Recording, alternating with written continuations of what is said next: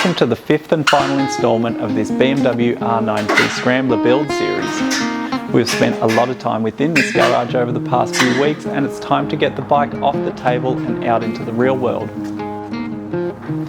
It's been a cold winter here in the southern states of Australia, and the weather has not been kind to me. I usually set up an outside spray booth for painting, but the wind, rain and looming shipping date meant that I had to forfeit my plans for a fancy spray job on the tank. But that didn't mean that I couldn't get creative with a spray can and some decals. Being an equal parts car and motorcycle guy, the letters GS, which in BMW language originally stood for Gentleman Scrambler, also mean grand sport in the four-wheel world. I take inspiration from cars when building motorcycles and vice versa.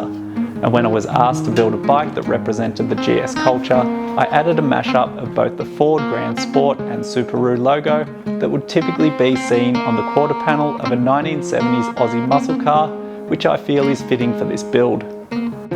Before I applied these stickers, I laid down a coat of titanium colour to the tank and satin black to all the mounting brackets. Before the paint dried, I got a call from the transport company requesting the bike the very next day. I had Chris from KJF Trimming finishing up my seat, which meant that I would have to fly into Brisbane with the new seat in my luggage and fit it up to the bike at the track. Seems like I'm already putting that toolless quick connect fastener to use.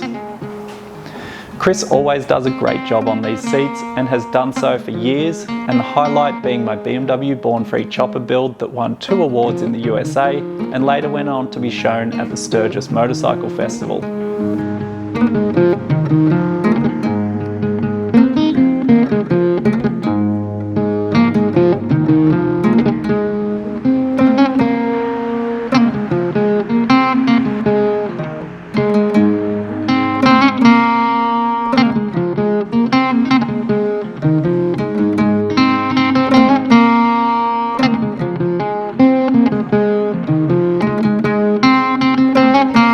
I couldn't be happier with this bike, and I'm more excited than ever to ride it along with the new, fresh off the showroom floor R12 GS. So let's go have some fun.